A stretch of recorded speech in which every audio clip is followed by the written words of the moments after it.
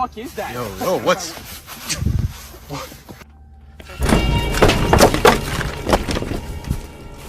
It out.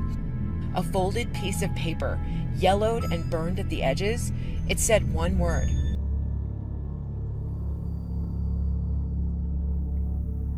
Shared by TikTok user Fuzzy Waffles, the footage captured something far more disturbing than anyone expected. What started as a carefree night with friends, just laughter, harmless stories, and the warm glow of a campfire, took a sudden and chilling turn. Out of the corner of the frame, one of the friends notices movement in the darkness. At first, it's nothing more than a quick glance, a brief pause that could have been dismissed as nerves or imagination. What the fuck is that? Yo, what's... Fuck! Run! Run! Guys, wait! Run! Oh.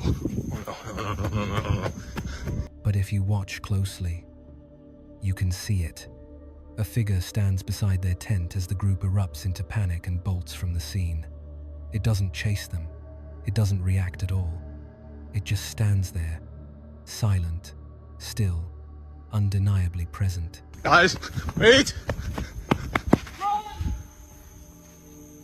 Oh. The video cuts off abruptly.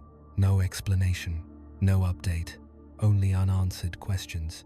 Who or what was standing there in the dark? Was it a stranger lurking just outside the firelight, waiting for a moment to approach? Or was it something else entirely? And if the group hadn't noticed it when they did, just how close would it have gotten? If the footage is real and not some stage stunt, then the figure was likely the very thing the first friend sensed long before anyone else realized something was off. Their easy conversations and laughter unraveled in seconds, replaced by the cold understanding that something was terribly wrong. Maybe it was a passerby, maybe it was something far darker. But what makes the clip truly unsettling is the uncertainty, the not knowing. And that's what sticks with viewers. The idea that whatever was out there that night might still be. And not every disturbing encounter comes from deep in the woods. Sometimes it happens in the most ordinary places, a parking lot, a casual exchange, a stranger whose words don't make sense. Quest Out West is the YouTube channel run by Natasha, a woman from Montreal who quite literally turned her life upside down to chase a dream of traveling the open road.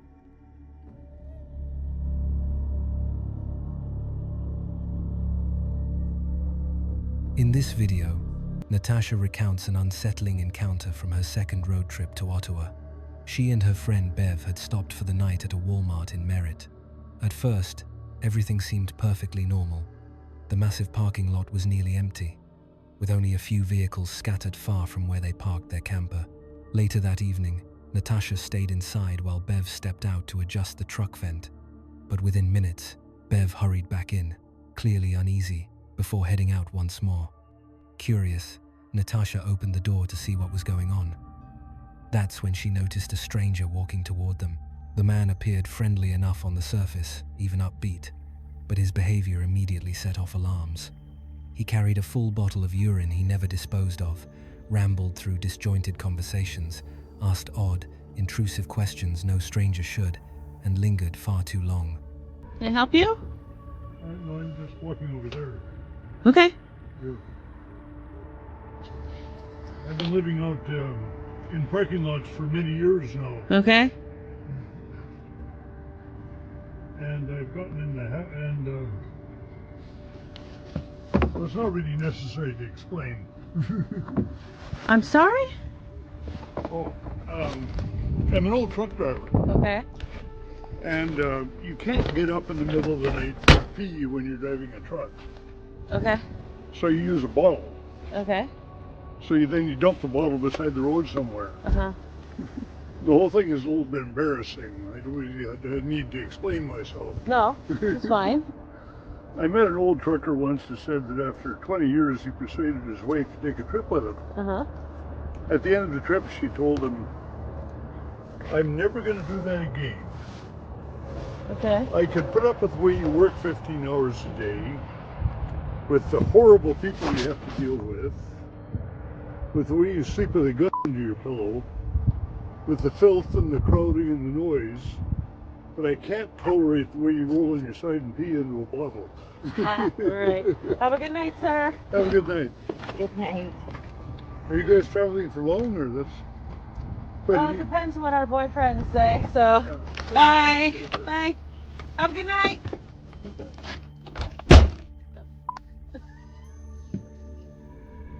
Everything about him felt wrong. It was the kind of moment that triggers every survival instinct. Natasha trusted hers. She cut the conversation short, returned inside the camper, and kept her responses vague, going as far as inventing boyfriends waiting nearby to discourage him from coming any closer. To an outsider, the exchange might have seemed harmless, just an odd man passing through. But anyone who lives on the road knows how quickly harmless can turn into dangerous. In that moment, Natasha knew it was better to be cautious than to take a chance she might regret.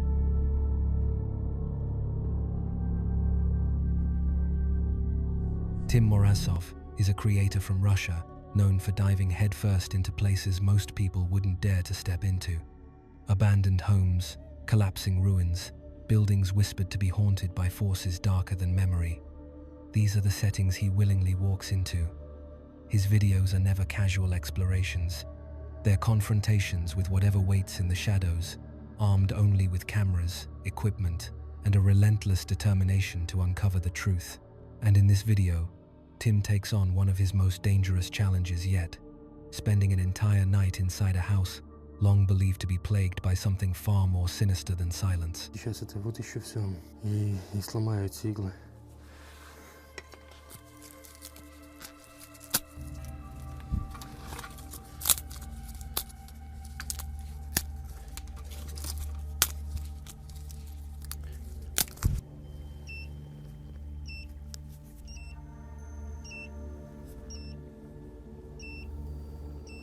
Друзья, от кукол идет небольшой сигнал. Это значит, души здесь.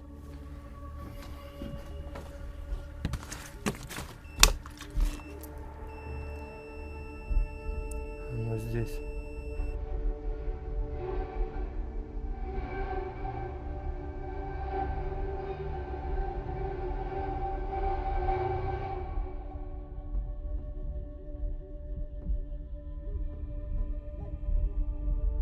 Оно здесь.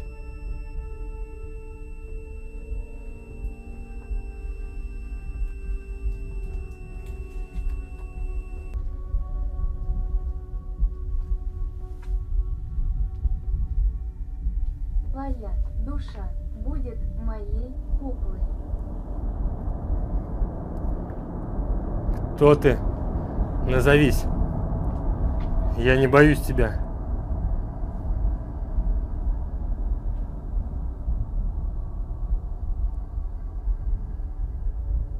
Гриф погас.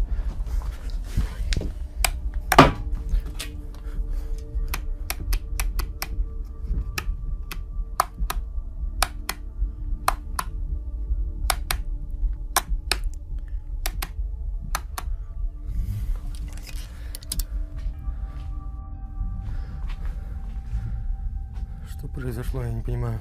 The atmosphere shifts almost immediately. One of Tim's stationary cameras catches a fleeting glimpse of what he believes to be a demon lurking within the house. Then the silence shatters. The spirit box erupts with a clear, venomous voice, its words dripping with malice. Your soul will be my doll. Moments later, the device fails abruptly, despite being fully charged before the investigation began. The unexplained shutdown leaves Tim in darkness and confusion. What should have been his lifeline to understanding has suddenly become useless. Soon, sounds begin to rise from outside. Slow, deliberate footsteps circle the building. Too heavy, too intentional to be an animal. Вокруг дома словно кто-то бегает.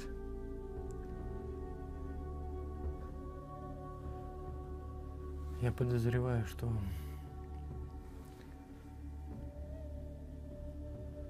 здесь есть какой-то человек, который вставил иголки обратно в куклы и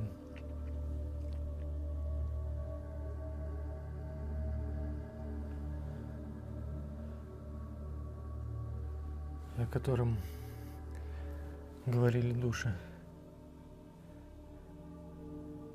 Якобы это человек, но не совсем. The thought becomes impossible to ignore. Someone or something is out there. Perhaps a person, or perhaps something that was once human, but no longer is. The weight of that possibility presses in on the walls, and every corner of the house now feels hostile. And just when the tension seems unbearable, it snaps. Tim is slammed violently to the floor by something unseen, his equipment scattering across the boards.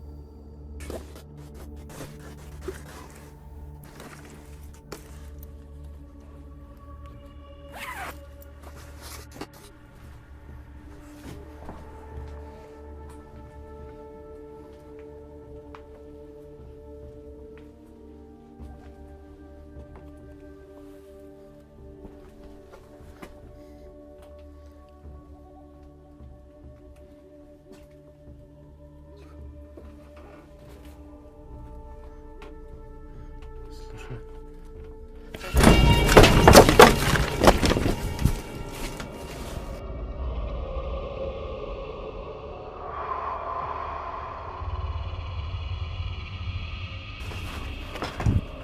At first, he assumes the house itself is playing tricks, that it's some unseen force striking out.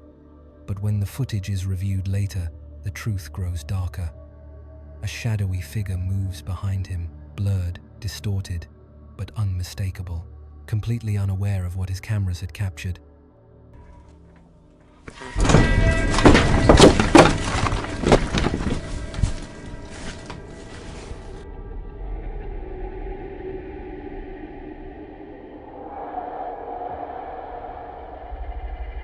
Tim was left shaken and confused after being thrown to the ground by something he couldn't see.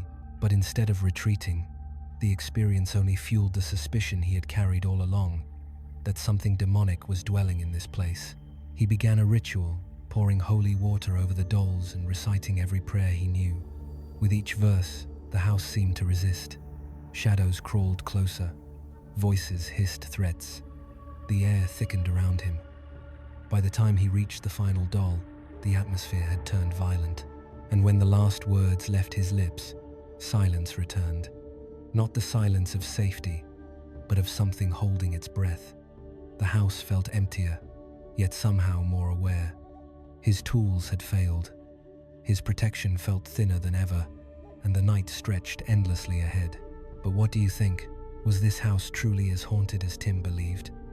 Did he capture real evidence of an otherworldly presence that night? Or was it something else entirely? Tim's experience in Russia was marked by shadows, rituals, and an unseen force that lashed out against him. But not all terrifying encounters take place in forgotten houses or under the cover of night.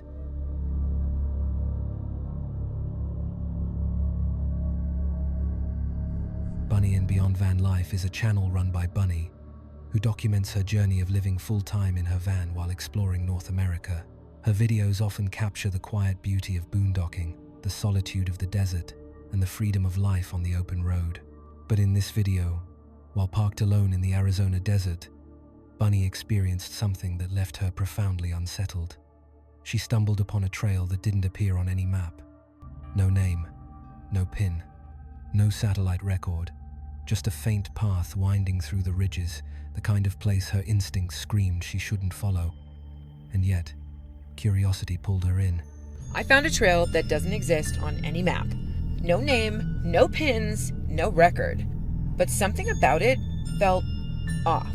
And yeah, I went anyway. I had my dog with me. I wasn't afraid.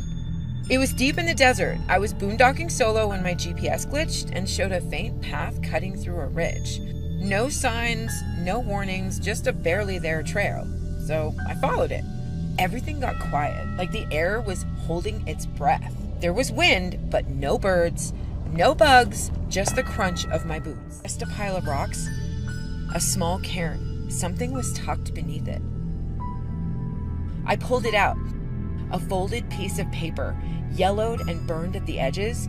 It said one word: leave. Now, every night in her van, that moment lingers. In the desert, silence can weigh as heavily as sound, and some trails are never meant to be walked. It was around 7:30 in the evening.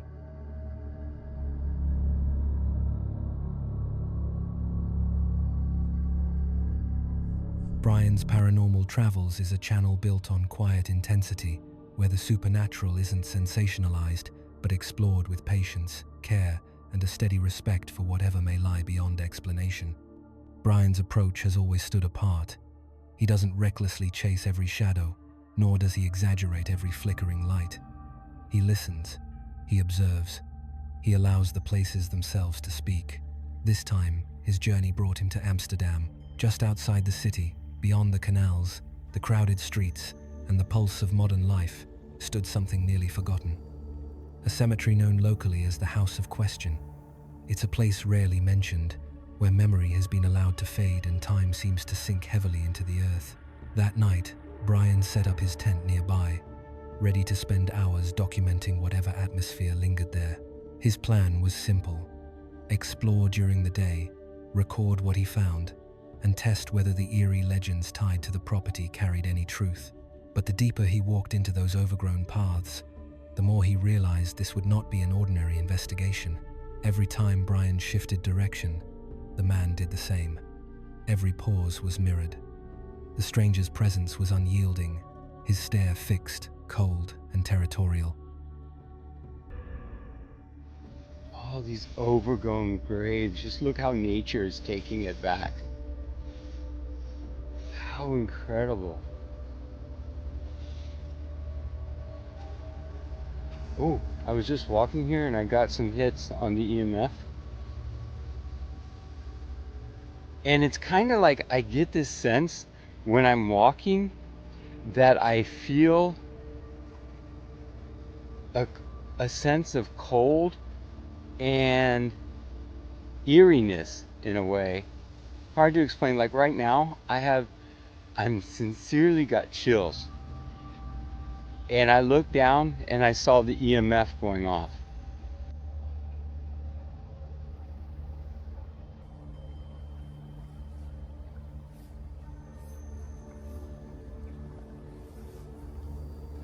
A real strange thing, my spirit app today, here in the cemetery, keeps on turning itself off. I'm not quite sure if that's a problem with my phone or is something in this cemetery turning it off. Interesting. So I had the vibe to come over here. Oh my, that was loud. These trees are just absolutely stunningly beautiful. I mean, look at this. They're really incredible trees and they've made such a beautiful park here. Oh, whoa, whoa, whoa, whoa, whoa. I just got crazy chills. What did you just do? Did you touch me? Nothing. You just touched me? Was that you? Please don't do that again. That was not pleasant. I got a burning on the back of my neck right now. Okay, if that was you, please do not touch me again in that way. Oh man, I have to check when I get home. Man, this is crazy. And I noticed the noise over there from the construction is getting louder and more harsh. And I don't think that has anything to do with the graveyard, but maybe it's antagonizing the spirits here. But I had the sense it wanted me to come back here. So, look, I'm here. That's what it just said. I got the sincere vibe to come back in this area. It wasn't frantic. It wasn't erratic. Instead, it was calm in a way that felt far more disturbing, as if every movement was intentional, calculated. Brian greeted him, breaking the heavy silence, but the man offered nothing in return. No words, no nod, only that unwavering stare, as if challenging him to step closer. It left Brian with only one choice: leave. He had come to this cemetery hoping to document remnants of the past, a quiet camp, a short exploration, a simple story about history and decay. But what he found refused to stay confined to the past. This wasn't merely a forgotten place. It was active. It revealed itself in the full light of day, with no shadows to hide behind. And even after he walked away, the weight of that encounter stayed with him long after the cemetery disappeared from view.